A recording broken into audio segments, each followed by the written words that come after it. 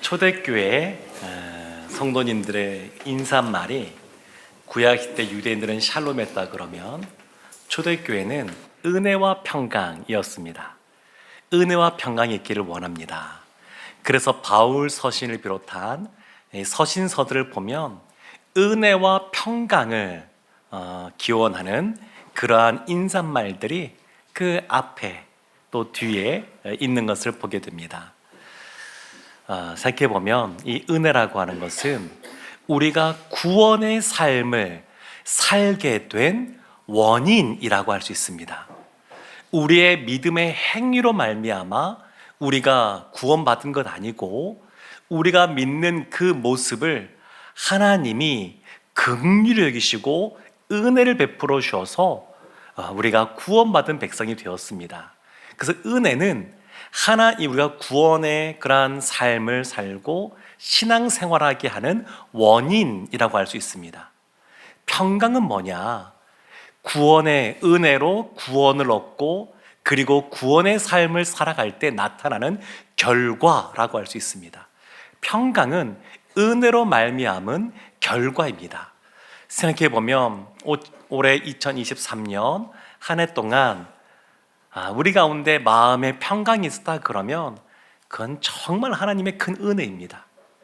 하나님의 은혜 때문에 감사할 것들이 있고 그리고 평강의 삶을 살아가는 겁니다. 우리가 늘 교회 소식 나눌 때에 서로에게 평강을 빌어주는 인사말을 하는데 이 평강에는 우리가 하나님의 은혜로 신앙생활하고 있는데 당신에게 이와 같은 평강의 열매가 더 풍성히 맺혀지기를 원합니다. 이런 마음으로 우리가 인사하는 겁니다.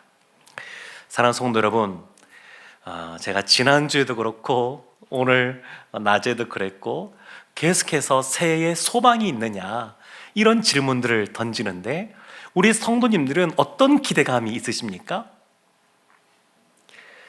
우리 청소년들 또 우리 청년들은 꿈이 많은 세대니까 내 인생에 있어서 참 성공하고 싶다 이런 생각을 할 수도 있습니다. 성공을 꿈꾸는 것 나쁜 것 아닙니다. 성공을 꿈꾸는 것은 지극히 당연한 겁니다.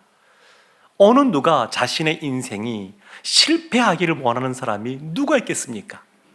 그래서 성공을 꿈꾸는 것 자체가 문제가 아닙니다.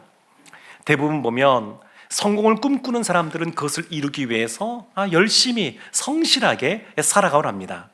근데 문제가 좀 있습니다. 그것은 뭐냐면 너무너무 인생에서 성공을 하길 원하다 보니까 불의한 방법, 잘못된 방법도 취하게 된다는 겁니다. 그런 유혹들을 받습니다. 그래서 때로는 다른 사람을 깎아내리기도 하고 거짓말을 하기도 하고 또 속임수를 사용하기도 합니다. 근데 우리가 아는 것처럼 이러한 부정한 방법으로 성공했다 하더라도 결국 그 마지막은 실패로 끝나게 됩니다. 그럼 어떤 사람이 정말로 하나님이 원하시는 성공적인 삶을 살아가는가? 그 대표적인 사람이 오늘 본문에 나오는 다니엘입니다.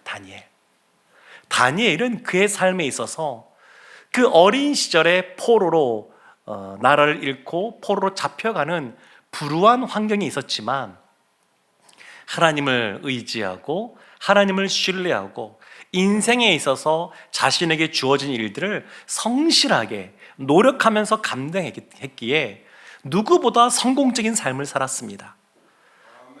왕이 바뀌어도 여전히 총리, 왕조가 바뀌어도 바벨론이 망하고 페르시아, 메대와 바사라고 하는 페르시아가 들어서도 여전히 총리로 쓰임받은 사람이 다니엘입니다.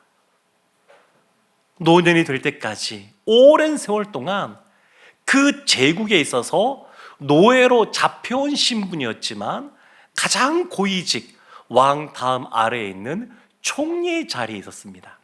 그래서 우리가 오늘 짧은 시간이지만 다니엘이 성공한 인생을 살게 된 비결에 대해서 좀 살펴보려고 그럽니다. 다니엘이 어떤 비결이 있었기에 성공했는가? 첫 번째가 다니엘서 6장 3절에 이렇게 나와 있습니다. 다니엘은 마음이 민첩하여 총리들과 고관들 위에 뛰어남으로 왕이 그를 세워 전국을 다스리게 하고자 한지라. 다니엘은 마음이 민첩했습니다. 마음이 민첩했다는 것은 뭐냐면 실력을 갖췄다는 겁니다. 특별한 실력과 자질을 갖췄다는 겁니다.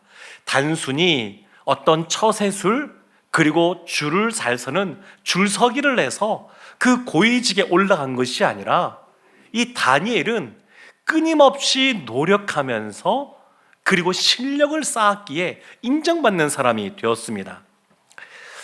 다니엘이 어떻게 이와 같이 실력을 갖추게 되었는지는 다니엘서 1장 17절에 이렇게 말씀하고 있습니다. 하나님이 이 네 소년에게 학문을 주시고 모든 서적을 깨닫게 하시고 지혜를 주셨으니 다니엘은 또 모든 환상과 꿈을 깨달아 알더라.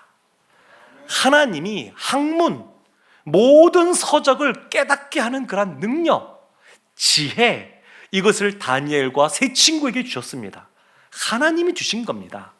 여호와를 경외하는 것이 지혜와 지식의 근본이라고 했는데 하나님을 경외하는 다니엘과 세 친구에게 하나님이 이와 같은 지혜, 지식을 주셨습니다. 더불어 이 다니엘에게는 모든 꿈, 환상을 깨달아 알게 하는 은혜를 주셨습니다. 성경에 자세히 나와 있지는 않지만 다니엘과 세 친구가 무척 노력했을 겁니다. 성경에서는 그들이 2, 3년밖에 공부하지 않았지만 그 바벨론 제국에 있는 어떤 박사들보다 더 지혜로운 사람, 그 지혜가 10배나 더한 사람으로 인정받았다 이렇게 말하는데, 단순히 하나님이 지혜를 주신 것만이 아니라 끊임없이 그들이 그들 앞에 놓여 있는 상황 속에서 노력했다라고 하는 것을 알 수가 있습니다. 다니엘이 성공한 이유, 실력도 있었지만 두 번째는 정직함이 있었습니다. 정직함. 다니엘서 6장 4절 이렇게 말합니다. 이에 총리들과 고관들이 국사에 대하여 다니엘을 고발할 근거를 찾고자 하였으나 아무 근거, 아무 허물도 찾지 못하였으니 이는 그가 충성되어 아무 그릇됨도 없고 아무 허물도 없음이었더라. 아멘. 털어서 먼지 안 나는 사람 있습니다. 다니엘이 그렇습니다. 다니엘. 하나님 앞에 정직하게 행한 겁니다. 하나님 앞에. 다니엘이 이와 같이 정직함, 도덕성을 겸비한 이유는 늘 하나님을 경외했기 때문입니다. 코람데오라는 말처럼 하나님 앞에서 누구를 만나도 무슨 일을 해도 죽게 하듯이 하는 사람이 다니엘이었습니다. 근데 우리가 이 다니엘의 사건을 알고 있듯이 이와 같이 성공한 사람이요, 형통한 삶을 살아가고 있는데 이러한 다니엘의 삶 속에 고난이 찾아왔습니다. 스스로도 자신의 지식으로도 자신의 그러한 권세로도 어찌할 수 없는 그러한 고난이 다니엘에게 찾아왔습니다. 이것이 다니엘의 성공 비결 세 번째인데 그것이 오늘 본문의 말씀입니다. 우리 다니엘서 6장 10절 말씀 한 번 더 말씀을 합독하겠습니다. 다니엘이 이 조서에 왕의 도장이 찍힌 것을 알고도 자기 집에 돌아가서는 윗방에 올라가 예루살렘을 향한 창문을 열고 전에 하던 대로 하루 3번씩 무릎을 꿇고 기도하며 그의 하나님께 감사하였더라. 아멘. 다니엘에게 있어서 가장 중요한 삶의 원칙이 있는데 그것은 하나님 중심으로 살겠다는 겁니다. 하나님 중심. 포로로 잡혀온 지 수십 년의 세월이 지났습니다. 신앙교육 어렸을 때 받았습니다. 그리고 수십 년의 세월 동안 제대로 된 신앙교육 받기가 쉽지 않은 상황이었습니다. 그럼에도 불구하고 하나님 중심의 삶을 여전히 살아가고 있습니다. 나이가 좀 들어가면서 연륜이 쌓이신 분들은 유혹들이 좀 있습니다. 청년 때까지는 하나님 앞에서 정한 원칙이 있다 그러면 그 원칙대로 살고자 하는 마음이 분명하지만 나이가 들고 세상을 알고 삶을 이해하고 그러다 보면 타협하고 싶은 유혹들이 생깁니다. 아유, 뭐 저렇게까지 열심히 안 살아도, 저렇게까지 철저하게 안 살아도 뭐 괜찮지 않나, 이런 유혹들이 찾아옵니다. 근데 다니엘은 노년이 되었음에도 불구하고, 그리고 뭐 왕 바로 다음에 있는 총리였으니까 그 높은 지위에 있었음에도 불구하고 하나님 중심의 삶의 원칙을 끝까지 견지한 사람이었습니다. 우리가 오늘 낮에도 보았지만 위험을 무릅쓰는 믿음, 30일 동안 왕이 아닌 다른 신에게 기도하면 사자굴에 던져버리겠다라고 하는 그런 명령 속에서도 그 위험을 무릅쓰고 여전히 기도하던 사람이 이 다니엘이었습니다. 그럼에도 불구하고 기도하는 사람, 그 사람이 다니엘이었습니다. 10절 말씀에 보면 윗방이라는 단어가 나오는데 다니엘이 늘 기도하던 장소입니다. 예수님께서 골방에서 기도해라, 이런 말씀도 하시고, 예수님께서 새벽 오히려 미명에 그리고 밤이 늦도록 늘 자주 기도하러 가던 장소가 있었는데 다니엘도 늘 기도하던 장소가 있었습니다.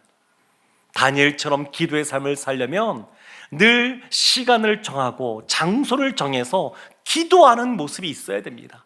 그래야 항상 기도하는 그러한 삶을 살아갈 수 있습니다. 예루살렘을 향한 창문을 열고 라고 말하는데 사실 이 표현이 굉장히 중요합니다. 예루살렘을 향했습니다. 다니엘이 무엇을 기도했는지 명확하게 성경에 나와 있진 않지만 그러나 짐작해 볼 수 있는 것이 있는데 예루살렘을 향했다는 겁니다. 예루살렘.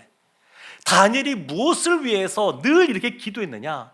자기 자신을 위해서 기도했다기보다 예루살렘을 위해서 기도했다라고 우리가 생각할 수가 있습니다. 사랑하는 성도 여러분, 다니엘은 오랜 세월 동안 하나님 앞에서 기도를 힘쓴 사람입니다. 그런데 자기 자신의 안위를 위해서 기도한 것이 아니라 예루살렘을 위해서 기도했습니다. 왜 예루살렘을 위해서 기도했을까요? 하나님이 나라가 망하기 이전부터 선지자들에게 주셨던 말씀이 있습니다. 너희가 포로로 잡혀가겠지만 70년이 지나면 다시 돌아오게 될 것이다, 이렇게 약속해 주셨습니다. 다니엘이 아마 10대 후반이나 20대 초반에 잡혀갔을 텐데 그로부터 70년의 세월, 나라가 망하고 50년이 지나는데 하여튼 그 시간 동안 이 다니엘이 그 말씀들을 기억하며 기도했다고 볼 수 있습니다. 하나님께서 그런 마음들을 주신 겁니다. 이제 때가 되면 이제 돌아가게 될 것이다, 예루살렘에 다시 성전을 재건하게 될 것이다, 이런 마음들을 주시니까 다니엘이 하나님이 주신 약속의 말씀을 붙잡고 기도했을 겁니다.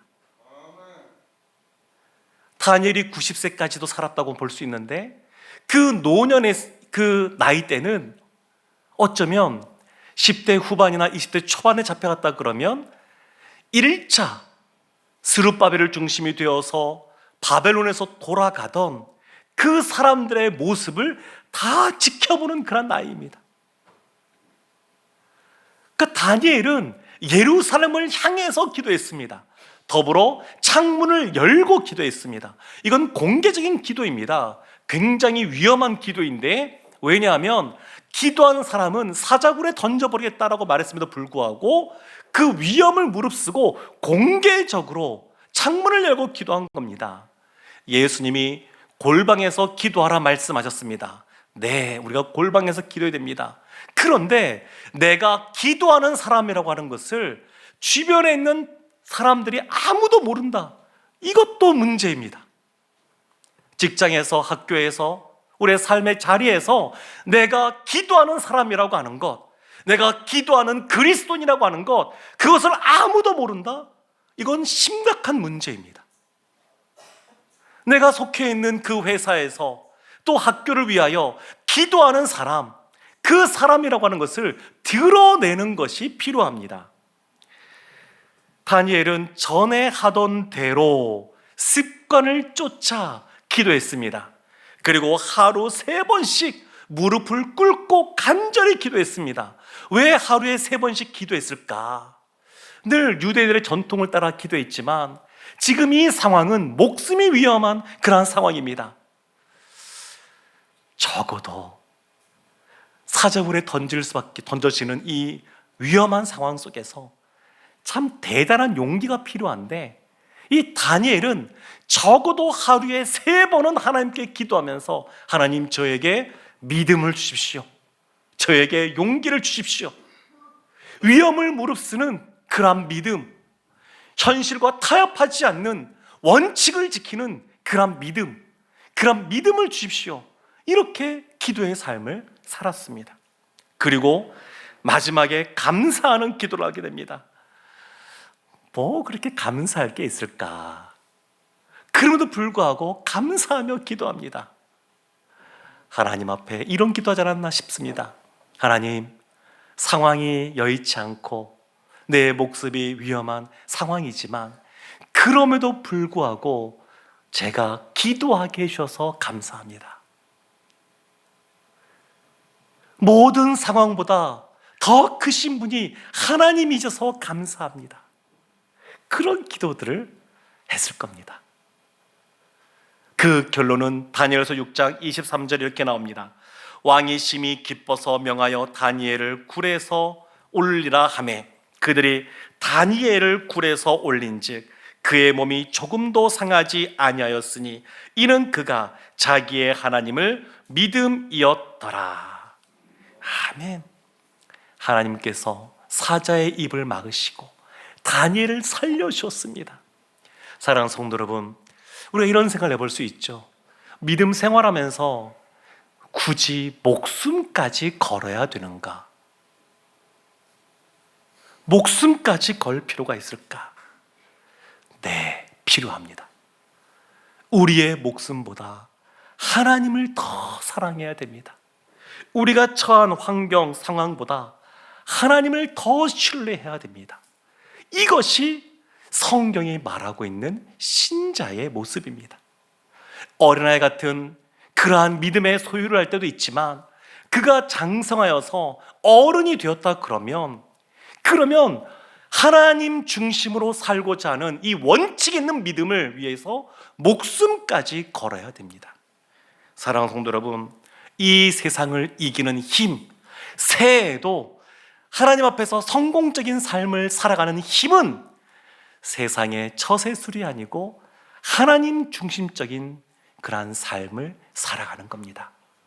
새해에 말씀대로, 복음대로 살겠노라고 결단하고 하나님을 의지하고, 그래서 하나님이 이끄시는, 복음이 이끄는 삶을 살아가는 우리 모든 성도님들 되기를 주님의 이름으로 축원합니다. 아멘. 우리 이 시간